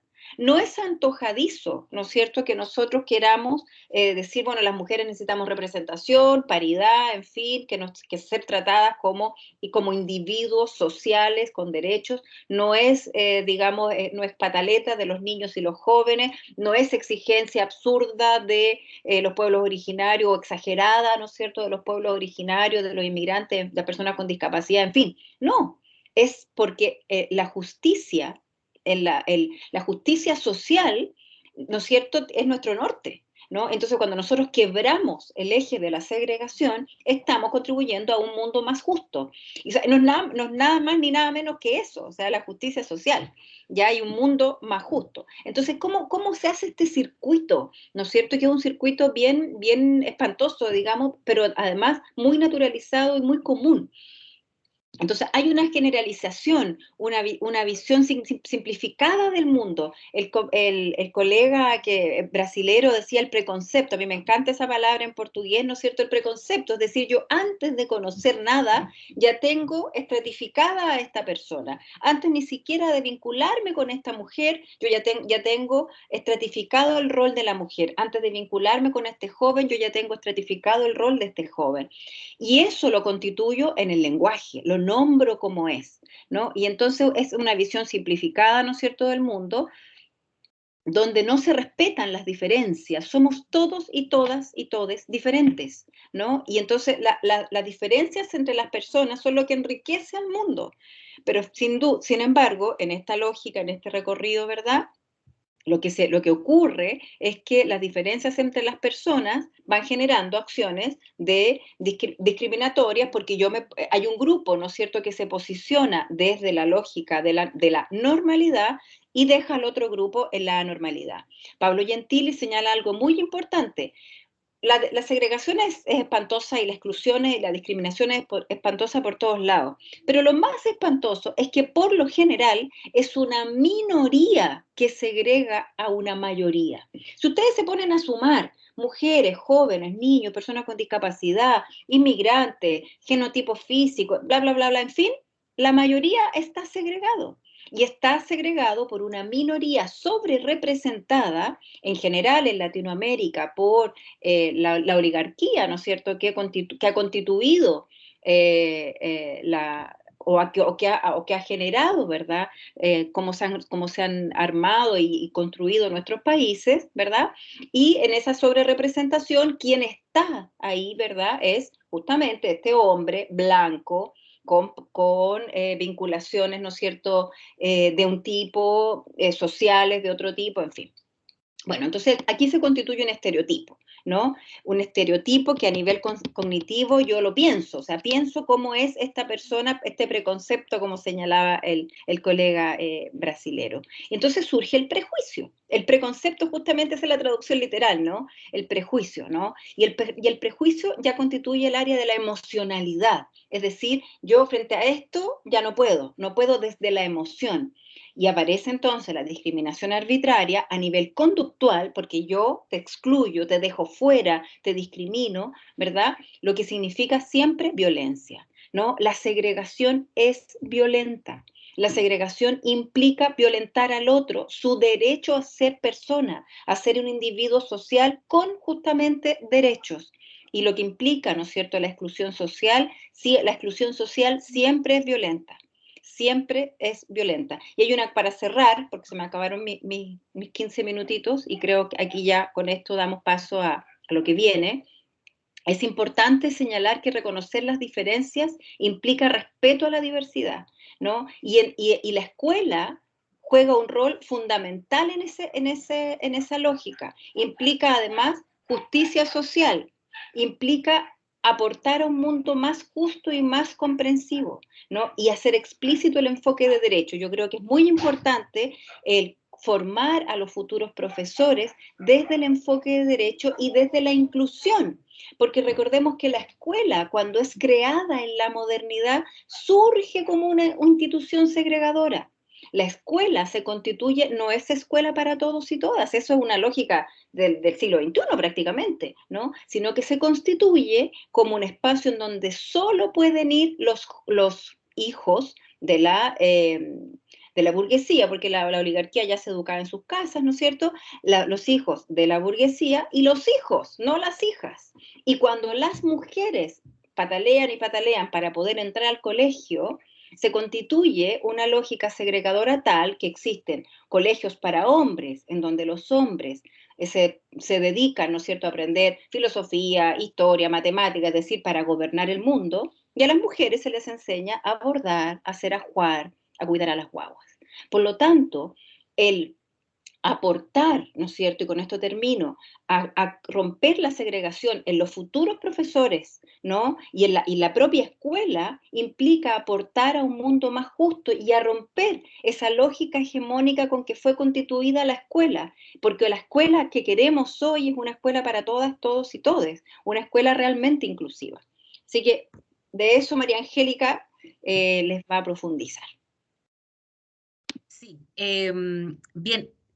Muy importante todo lo que acaba de decir Marcela en el sentido de que este circuito de alguna manera puede explicar, ¿no?, ciertas tendencias, ciertas conductas, ciertos planteamientos, ¿verdad?, que están detrás de cada uno de nosotros, ¿no? Porque finalmente hacerlo consciente es como el gran desafío. En la medida que lo hacemos consciente también nos permite ir avanzando, ¿verdad?, en cómo estas denominaciones, ¿verdad?, y estos prejuicios se empiezan también a caer, ¿no? Y vamos a mirar que el posibilitar aquello tiene que ver mucho con el tema de la interacción, ¿no? El convivir, ¿no? La coexistencia, eso es parte también fundamental para que efectivamente esos prejuicios se vayan un poco cayendo, ¿no? ¿Qué es entonces el lenguaje inclusivo? El lenguaje inclusivo este último tiempo ha empezado a tener bastante cobertura, ¿verdad? En términos de noticias, muy relacionado, ¿verdad? Con estos últimos movimientos feministas, muy vinculado al tema del enfoque de género, pero también hay que recordar que este lenguaje inclusivo no es que sea solamente entonces algo que surge hoy día, ¿no? De hecho, ni siquiera el movimiento feminista es de hoy día se retoma, tiene, digamos, una nueva fuerza, y también, como decía Marcela, efectivamente cada uno de estos grupos, en términos muy personales de sus familias y de profesionales que se han vinculado con estos temas, es quienes han empezado a impulsar, ¿no? Nuevas políticas, nuevas convenciones, ¿no? O sea, ya parece ser que hay un grupo cada vez mayor, ¿no? Ha habido una cobertura cada vez más importante de personas que están y estamos cada vez más convencidos de que esta efectivamente es el camino que es importante ir recorriendo, ¿no? Entonces, este lenguaje inclusivo, también conocido como lenguaje incluyente, igualitario, lenguaje no sexista, lenguaje inclusivo como parte de una práctica lingüista que efectivamente intenta evitar todos esos elementos de discriminación y exclusión. Intenta evitar, ¿no?, el tema del sexismo, ¿verdad? Incorpora a lo femenino, recuperando también, por supuesto, todo el rol fundamental que hoy día tiene para el desarrollo humano en general, lo femenino, lo masculino y también otras identidades, ¿no? No lo podemos tampoco reducir a solamente un ámbito. Este tema, hay que reconocerlo, aquí está al centro de esta lámina, apunta al reconocimiento y la valoración de la diversidad en sus distintas expresiones y manifestaciones humanas. Aquí hay un texto que también estuvimos revisando que nos pareció bien interesante con este título. Si no me nombras, no existo, ¿no? Que acá lo plantea el Ministerio de la Mujer y las Poblaciones Vulneradas de Perú, que nos pareció bien interesante porque finalmente esto es una alerta, es un llamado fundamental a que si yo no tengo un reconocimiento del otro, ¿no?, de la otra, del otro, de la otredad, finalmente las personas se invisibilizan, ¿no? Ellas y sus necesidades y sus características y sus posibilidades de desarrollo. Por lo tanto, ese es el gran llamado. El lenguaje inclusivo invita a ese reconocimiento y a esa valoración. Y también un tema bien fundamental, que a partir de esta discusión del lenguaje inclusivo, efectivamente lo que hoy día empezamos a mirar es la necesidad de volver a restablecer lo virtuoso que es el lenguaje humano, ¿no? La riqueza que tiene. Por lo tanto, la idea de ampliar ese lenguaje, esa lingüística, ¿verdad?, es también a utilizar de mejor manera ese lenguaje, ¿no? Que, como decía Marcela hace un momento, hacía que fuera simplificando, que fuera restando, ¿verdad?, la participación, el reconocimiento de ciertos grupos, que hoy día efectivamente ya bajo esta lógica ya no podríamos seguir, ¿verdad?, no lo podríamos seguir aceptando, ¿no? Por lo tanto, las posibilidades que hoy día genera el lenguaje es por un lado, la neutralización del lenguaje, es decir, no necesitamos para todo nombrar entonces solo a un grupo. Definitivamente decir que los hombres, ¿no?, decir los hombres representan a toda la humanidad, no es así, ¿no? Porque efectivamente hay un relato de la necesidad entonces de esa representación, de esa visibilización, ¿verdad?, y de ese reconocimiento. Por otro lado, la visibilización de la perspectiva de género, que hoy día, por cierto, también sabemos que es muchísimo más amplia que solamente la representación binaria de hombres y mujeres o de niños y niñas, ¿no? Por lo tanto, también allí hay un llamado, ¿verdad?, importante a poder ampliar también esa perspectiva. La necesidad de identificar y de nombrar a las personas. Nos ocurre mucho, sobre todo en el ámbito de la educación diferencial, que ha habido mucha más preocupación de saber cómo definir y cómo denominar un diagnóstico a cómo saber el nombre de un niño o de una niña. Estamos llenos de siglas, el niño PIE, el niño NE, el niño DI, el niño, etcétera, cuando finalmente lo más importante detrás de aquello es saber que ese nombre tiene ese niño, esa niña tiene un nombre y un apellido, ¿no? Así de concreto, así de sensible, digamos, este tema. También la perspectiva de poder enriquecer en esta ampliación de este lenguaje el enriquecimiento precisamente de la convivencia y de la interculturalidad, ¿no?, como elementos que efectivamente son muy transversales al desarrollo humano y que en la perspectiva del uso de un lenguaje más inclusivo creemos que efectivamente va a tener un impacto mucho mayor en esos componentes. Algunas representaciones que era importante compartir con ustedes desde la educación especial, porque efectivamente desde allí nosotros nos hemos ido vinculando en una evolución histórica que no es menor.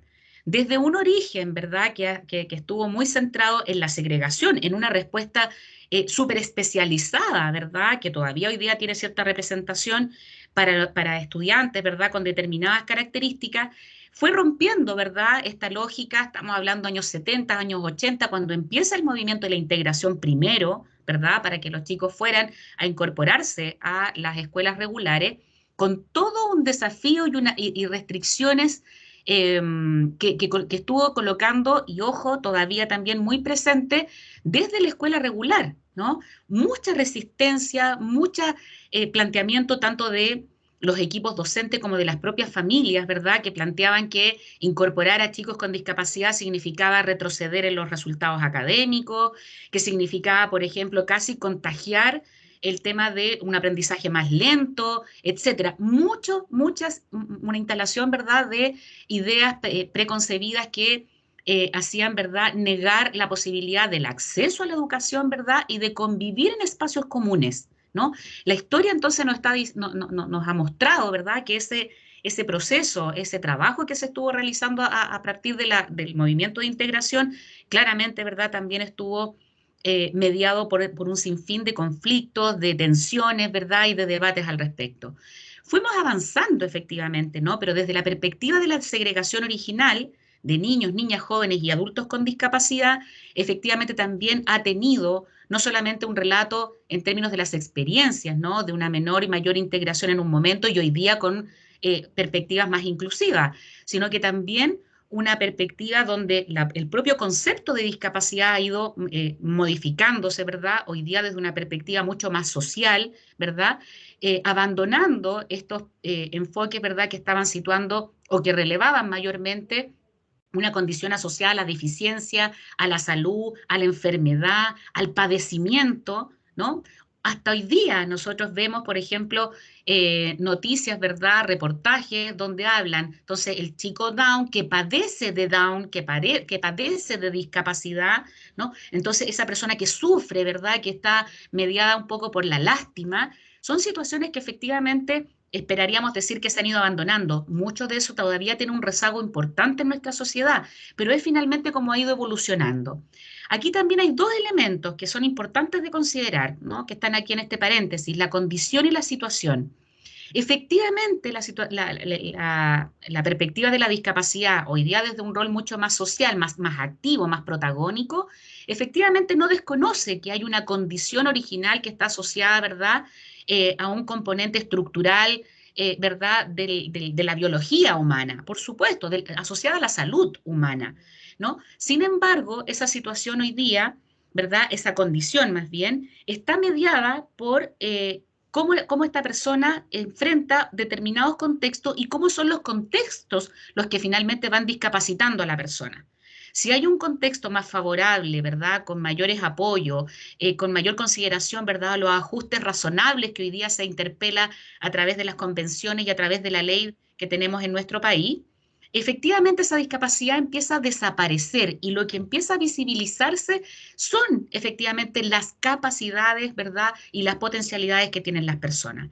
Más aún, un tema bien fundamental, en el caso, por ejemplo, de la discapacidad intelectual, ya son años, ¿verdad?, de historia, de estudios, ¿verdad?, y de planteamiento que hoy día nos hacen cada vez más presente que resultado de una positiva relación con el contexto educativo, por ejemplo, o familiar, o de los distintos ámbitos de desarrollo, mientras haya una relación positiva con aquello de mayores oportunidades, esa situación puede variar, ¿no? Puede variar y las personas pueden entonces desarrollar su máximo potencial.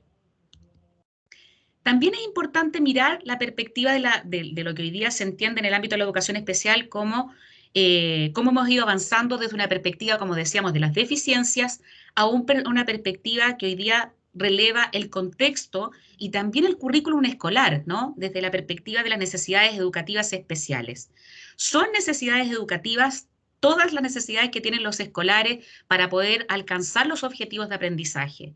Van a haber también en ese ámbito necesidades que son más individuales, que tienen que ver con este reconocimiento de nuestra diversidad de estilos, de ritmo, de canales perceptivos, etcétera, de distintas formas de ir accediendo a los aprendizajes, ¿no? Y en esa perspectiva, la necesidad educativa especial empieza a reconocer la necesidad de un apoyo, ¿verdad?, que no es tan común dentro de la escuela y que se necesita entonces incorporar hoy día mucho más en una estrategia colaborativa con profesionales de distintas áreas, con el desarrollo de materiales educativos mucho más diversificados, etcétera, etcétera, ¿no? Y también tiene hoy día una perspectiva, las necesidades educativas especiales, de las barreras al aprendizaje. Y las barreras están en el medio. Aquí hay que tener súper presente que cuando nosotros denominamos a un chico con necesidades educativas especiales, esas barreras podrían estar perfectamente en una estrategia metodológica inadecuada y no estar entonces ni en el cuerpo del niño, ni en la cabeza del niño, ¿verdad? Sino que están finalmente puestas las barreras en el contexto, ¿no? Y por lo tanto, la necesidad de ir avanzando al paradigma de los apoyos.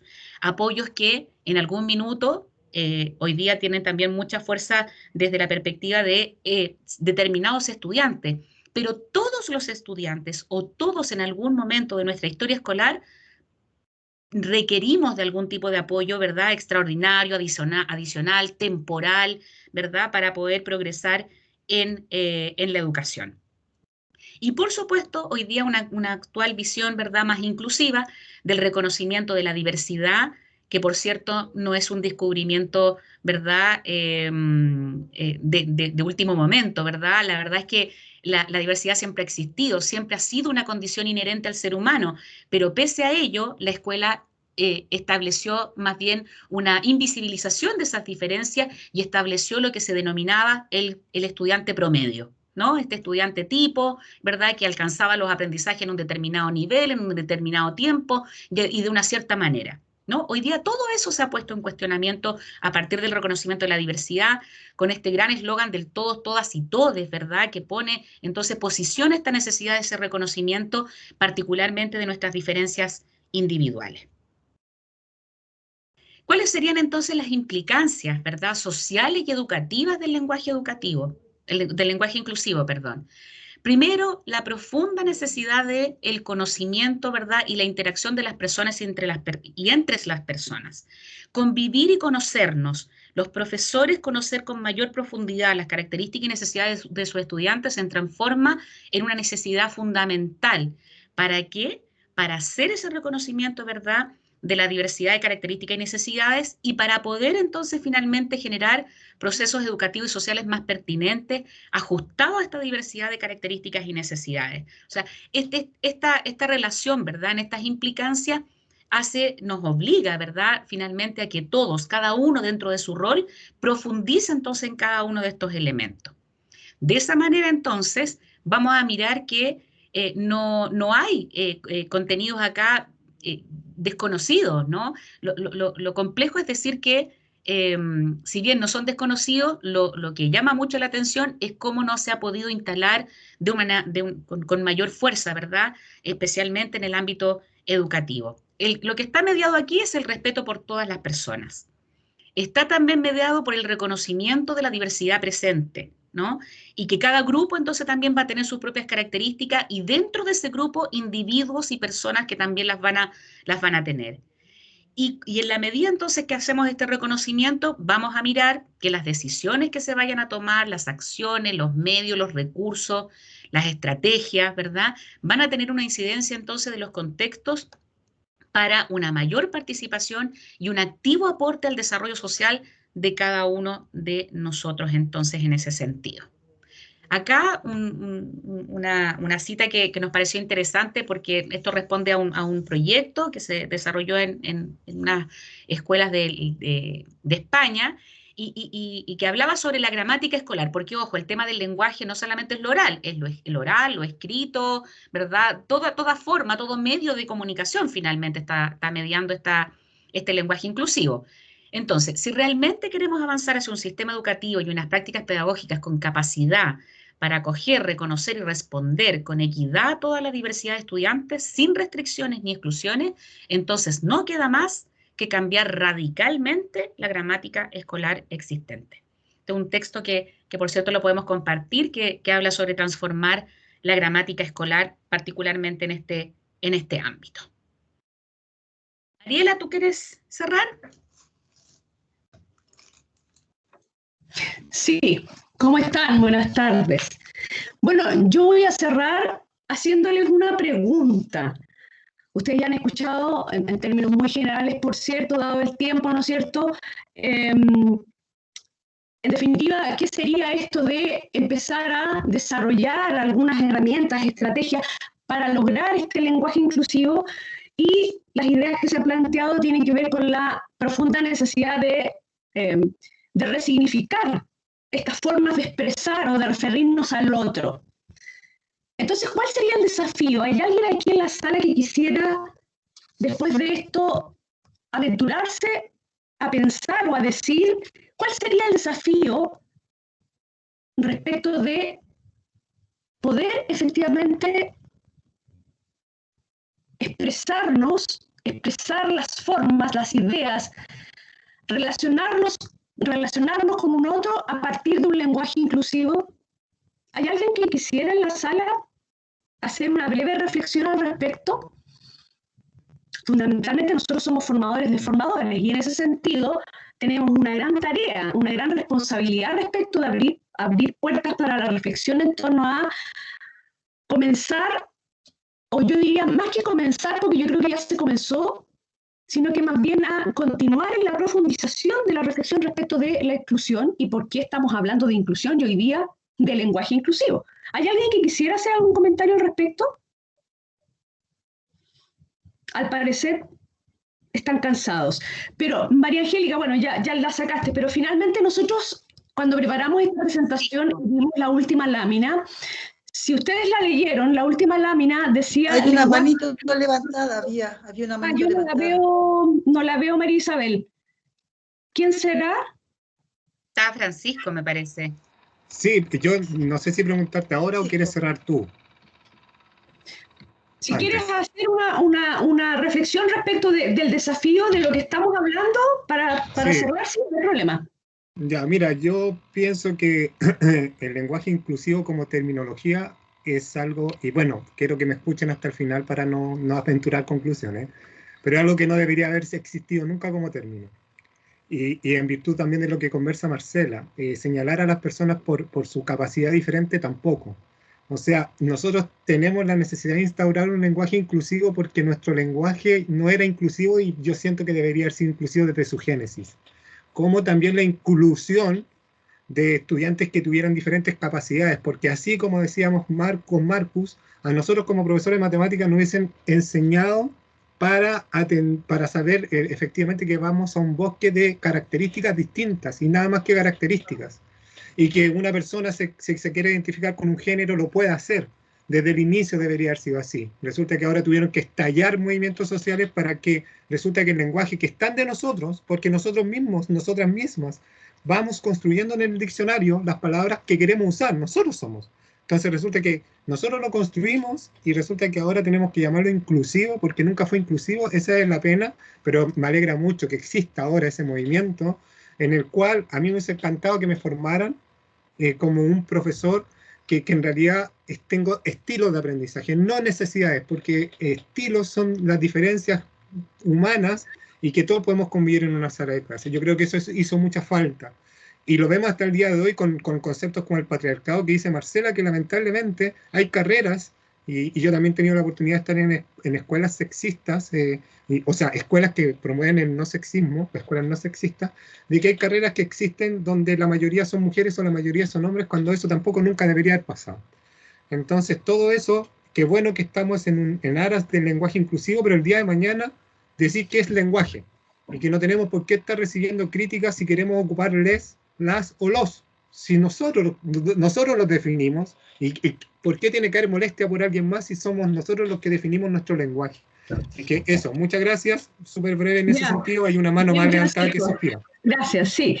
Sofía, te doy la palabra enseguida. Efectivamente, si ustedes se fijaron en el cartel, decía lenguaje inclusivo en primera dimensión, no me acuerdo, pero decía lenguaje inclusivo, decía buenos días, pase usted por favor, gracias, ¿sí? ¿Y cuál es el sentido? Ahí está. Lenguaje inclusivo a nivel avanzado, buen día, permiso, adelante usted por favor, perdón, buenas noches. Es decir, aquí la cuestión se trata de entender, comprender que el otro es un otro en su propia diversidad. Y por lo tanto, desde esa perspectiva, la idea es llegar a hacer nuestras esa comprensión que es tremendamente compleja con toda esta carga que tenemos, ¿no es cierto?, de diferencialismo en el cuerpo, ¿eh? Es tremendamente complejo. Estaba Sofía y luego Bernardita, si no me equivoco. Sí. Así es, vamos a dar la palabra en este ratito que nos va quedando exactamente a Sofía Bernardita. Sofía, adelante. Preséntate Sí, hola, también. buenas tardes. Gracias. Buenas tardes a todos. Soy Sofía Gómez, miembro y fundadora del grupo de BEMAN. Y bueno, primero agradecer el espacio, ha sido muy agradable escucharla. Yo como educadora diferencial egresé hace un año y en este momento estoy en una experiencia de profesora jefe. Entonces, reflexiono desde mi lugar de profesora hoy día en un tercero básico. Y me ha llamado profundamente la atención, sobre todo en mi lugar de trabajo. Creo que he un poco visualizado y reflexionado también al respecto, que primero entre profesores, cómo estamos construyendo la comunidad de profesores dentro de un colegio, para que se nombre inclusivo. Entonces creo que también parte del desafío está en deconstruir también relaciones entre profesores dentro de una comunidad, dentro de un espacio educativo, no solo quizás escuelas de niños, como es mi contexto, en universidades también. Entonces me llama eso, me gusta, me entretenido igual escucharla y darse cuenta también de que si no partimos desde uno mismo, yo me lo cuestiono, yo también cuestiono mis prácticas y pienso, estoy siendo realmente inclusiva con mi comunidad educativa, porque si no comenzamos por casa, ¿cómo vamos a transmitir una inclusión en nuestras salas de clase? Entonces por ahí va un poco mi reflexión. Muy bien. A propósito del trabajo colaborativo, María Angélica. Así es. Bernardita. Sí, por supuesto. ¿Estaba Bernardita? Gracias, Sofía. Vamos a escuchar a Sofía, que ya la escuché, después a Bernardita, y si quieren después hacemos una réplica. Y me da la impresión que la primera pregunta, la intervención de Sofía estaba un poco relacionada con lo de Marcela, que habló mucho de la deconstrucción. ¿Ya? Adelante, Bernardita. Hola, buenas tardes. Soy Bernardita, estudiante de cuarto año de Educación General Básica, y quería hacerle una consulta específicamente a Marcus. ¿Qué opina del lenguaje inclusivo como elemento para entender al sujeto particular?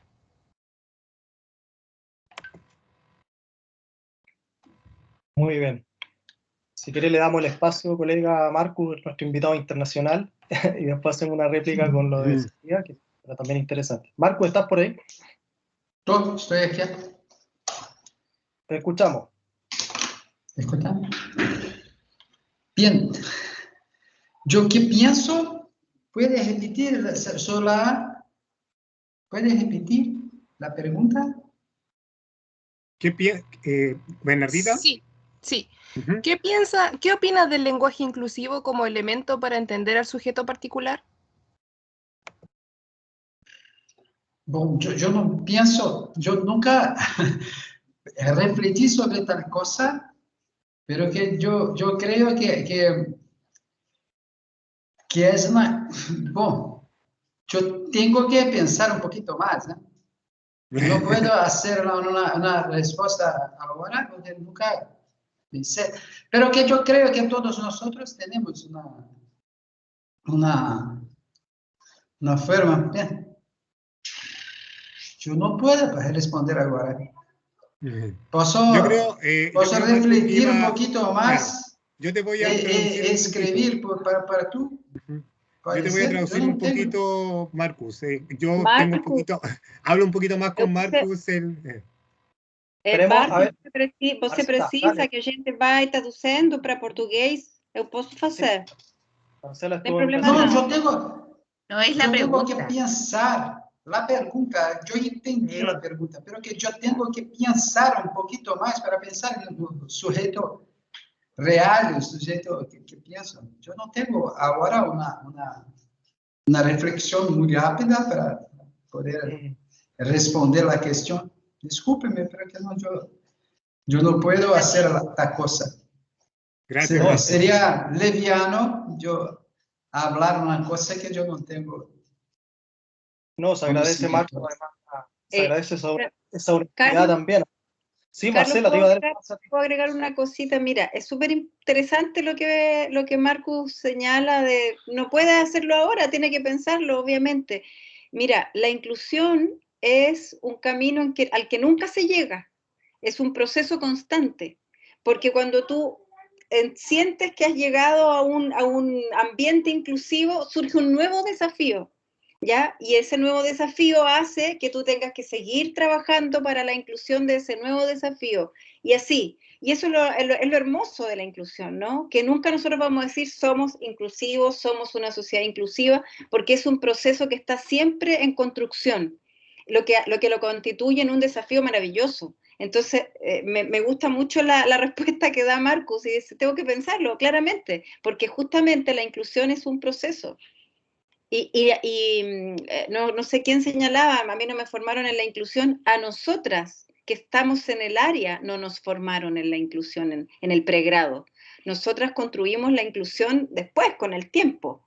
¿Se entiende, no? Gracias, Marcela. María Angélica, no sé si quieres hacer alguna alusión a lo de Marcus y a lo de Sofía. O sea, mira, primero decirle a Sofía que nada, que me alegro mucho, digamos, que ella pueda ya estar ejerciendo, digamos, incorporando también nuevos elementos, ser parte de la discusión. Yo creo que eso es maravilloso. Creo que efectivamente lo que dice Marco es cierto. Yo creo que estos son temas que ameritan, ¿verdad?, una reflexión personal y una reflexión también colectiva, por supuesto, ¿no? Son los distintos escenarios los que van también un poco movilizando también ese tipo de reflexiones. Pero mira, yo quería detenerme en dos elementos.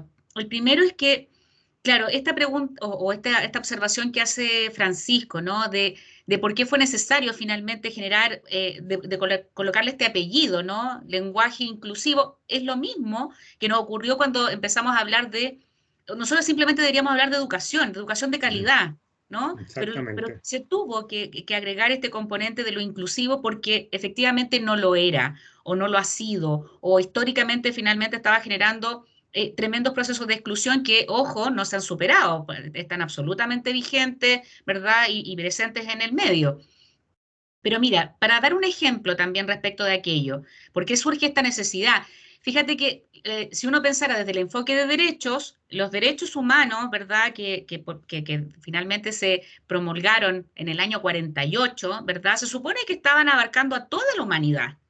Pero ojo, porque finalmente, ¿qué pasó luego en el año 2016 cuando se promulga la Convención de Derechos Humanos de Personas con Discapacidad? O sea, nuevamente la pregunta, ¿por qué hubo esa necesidad, ¿no? Si ya los derechos finalmente uno entendía que eran para todos.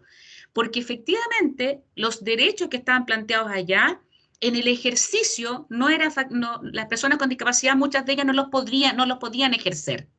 Y aparece una nueva necesidad, digamos, de identificar esos procesos con cuestiones que para las personas que probablemente tenemos otras características y otras necesidades, era algo súper habitual. Por ejemplo, ¿no?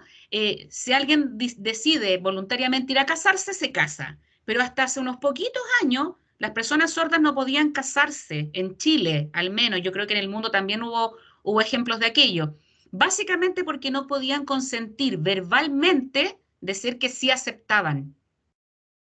O sea, imagínense un ejemplo súper puntual, lo que hace que efectivamente la sociedad estuvo colocando una y otra barrera, ¿no? Que para las personas entonces, comillas, ¿no? Comillas comunes y corrientes, no le era necesario, ¿verdad? No era necesario tener este tipo de adecuaciones, de ajustes, de medidas, ¿verdad? Eso hoy día entonces no se puede cuestionar. Y fíjate lo que ha ocurrido, que en la medida que estos temas se empiezan a instalar, se empiezan a transformar o empiezan a ser parte de la cultura escolar. Entonces, hoy día, un establecimiento que tiene más experiencia en el ámbito de la inclusión empieza a generar una multiplicidad de opciones para todos sus estudiantes, no solamente para algunos. ¿Te fijas? Entonces, si por ejemplo lo que decía Marcus en este ejemplo de cómo le enseñamos a un niño ciego, lo primero que hay que decir es que es un estudiante como cualquier otro. ¿No? No es un ser de otro planeta, no es un estudiante, ¿verdad?, que tenga que hablarle distinto, ¿no? Que no me pueda, que incluso no le pueda preguntar a él mismo o a ella misma cómo efectivamente propone desarrollar una actividad o responder a una cierta pregunta, ¿no? Porque las personas empiezan a tener mucho temor de ese contacto. Fíjate que está comprobadísimo muchas veces, ¿no? Se le habla entonces a la mamá que va con la chica Down en vez de hablarle a la chica Down, ¿no? Como si no tuvieran posibilidad de responder por sí solos. Entonces, lo que nosotros estamos planteando en el tema del lenguaje inclusivo es que el lenguaje inclusivo no se reduce a colocar entonces una vocal distinta al término. No podemos reducirla a eso, ¿no? Porque tiene que ver con muchos más elementos y que tienen como base lo que decía Mariela, el respeto por el otro y el reconocimiento de que el otro existe, ¿no? Que no está ahí oculto en la masa, sino que existe, que tiene, ¿verdad?, una característica y tiene nombre y apellido. Eso es lo que estamos diciendo, un reconocimiento. Y por último, decir que algo que la inclusión también es importante, que lo ha ido refrescando cada vez más, es que en el gran eslogan de la educación para todos, ¿ya? Ese todos ocultaba, ¿verdad?, necesidades particulares de chicos que han estado excluidos y que no podemos dejarlos de lado, ¿no? Porque la inclusión se preocupa particularmente de aquellos que han tenido situaciones de mayor exclusión. Y también lo que no podemos hacer es generalizar. No son todos los niños de una cierta manera, ni todos, ¿no? Esto es eslogan, los discapacitados, los pobres. Eso oculta, detrás de eso, oculta una falta de respeto efectivamente por las personas y cada una de ellas, ¿no? A eso un poquito apuntaba nuestra presentación. Muy bien. Mariela. Carlos, brevemente, solo para cerrar, porque con todas estas reflexiones que uno podría estar dándole vuelta y van saliendo y saliendo y saliendo, solo decir que al centro de toda esta reflexión que hemos hecho, esta breve reflexión que hemos hecho, no olvidarnos que está la persona. Y que cuando hablamos de todas estas minorías están compuestas por personas. Y cómo finalmente la reflexión nosotros miramos a esas personas, como dice, o decía más bien Humberto Maturana, mirar a ese otro como un legítimo otro, ¿verdad? Una persona que es diferente, porque efectivamente lo natural es que seamos diferentes. Lo natural es efectivamente la diferencia que hay y que nos rodea, y por lo tanto, desde esa perspectiva, en la medida que vayamos avanzando sobre esa reflexión que tiene que ver con las personas y cómo yo me enfrento a esas personas, cómo yo me relaciono con esas personas, creo yo que podemos ir avanzando en espacios más inclusivos, no solo desde el lenguaje, sino que un espacio que habitamos que sea efectivamente inclusivo y donde efectivamente avancemos a la eliminación de una barrera que es el lenguaje, por ejemplo, para entender que estamos frente a un otro que es un legítimo otro.